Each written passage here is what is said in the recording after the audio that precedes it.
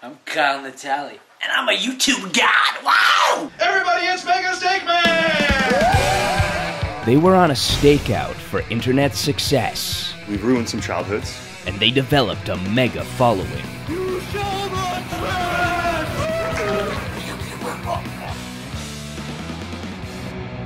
But it turns out even Megasteakmen can cry. Some of the choices I made weren't the best. He started to self-medicate on subscriptions. Most of us didn't know right off the bat that he was actually addicted to making videos. He was just becoming incredibly self-destructive. Join us as we take a look at Megasteakman behind the stakes.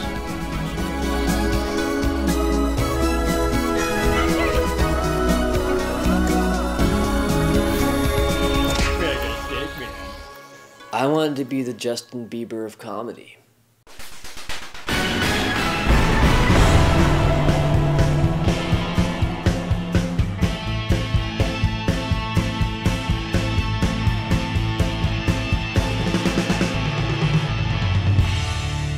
Megasteakman, a popular YouTube comedy troupe based in Vancouver, was founded by Kyle Natali in the early 2000s. I wasn't running Megasteakman, I was running from it.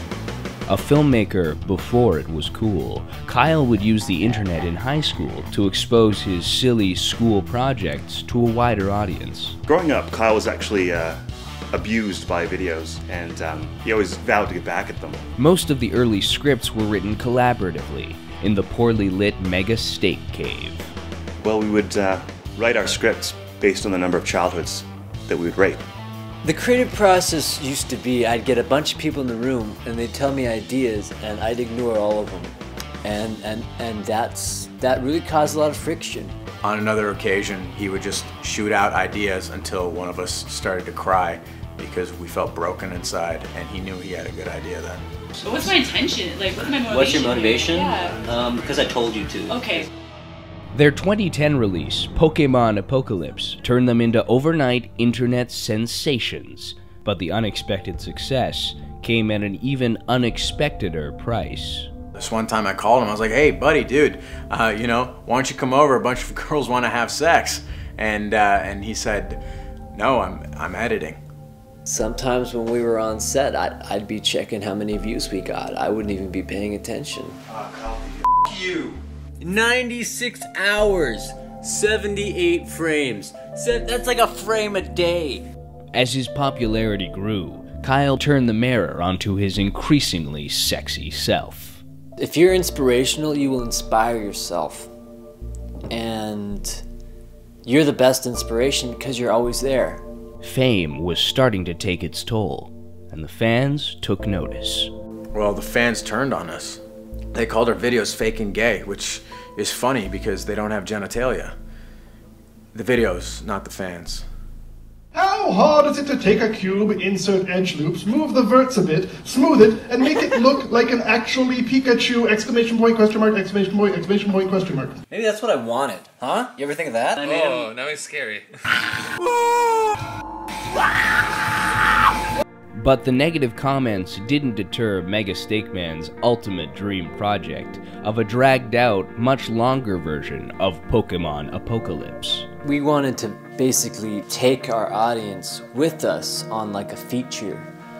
They wouldn't all fit on set. He wanted to use real Pokemon the way that Jurassic Park used real dinosaurs. Don't tell him that they're not real dinosaurs. Despite tension behind the scenes, Megasteakman continued to grow using their unique brand of humor as fertilizer. Hey guys, can I play? What separates our videos from the rest of YouTube is the /Megasteakman. If you typed in youtube.com, you just get everybody else's videos. See, the number one thing that separated Megasteakman from the rest of the internet was no one knew about us. And that's because there was something separating us from the rest of the internet. But growth was slow, and tempers began to flare. Kyle started to think that he was invincible. You know, he thought he could take on anyone. I was just out of control. I would say, hey, you got a YouTube channel. I'll take you on. I didn't even know if they did. I just assumed they did. There's a lot of YouTube channels out there. The topic of Mike Diva came up, and I couldn't tell whether he wanted to collaborate with Mike Diva or obliterate Mike Diva. Kyle keeps raving about the NRA. I don't know why. They have nothing to do with videos, but he wants to take them down. As Kyle's antagonistic attitude turned onto his collaborators, the Megasteakman empire began to crumble.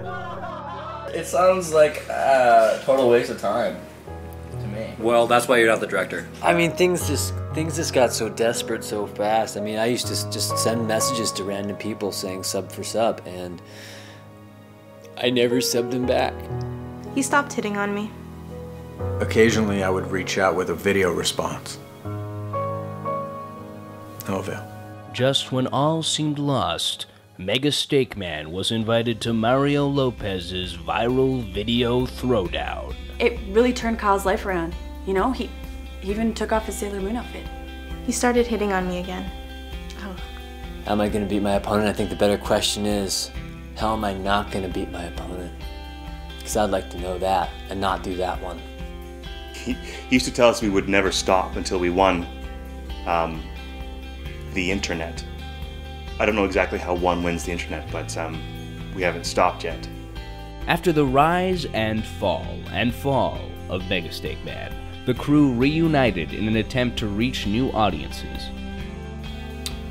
I remember Kyle would love to reach out to the young ones out there and tell them not to do it. If I was to meet a younger me, I'd say don't do it for the hits. The hits come and go. Actually, no, they're static. They stay on the page. But the hits come and go, man. Highs and lows, charbroiled and rare. This is but a taste of Megasteakman, expensive-looking sketch comedy for the interwebs. But after all the whiny bullshit, can the steak team taste success once more? Tune in to the Megasteakman channel to find out.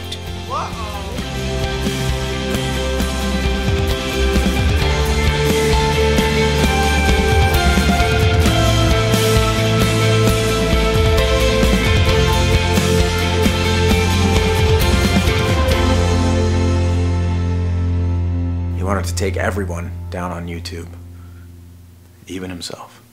Megasteakman. Megasteakman!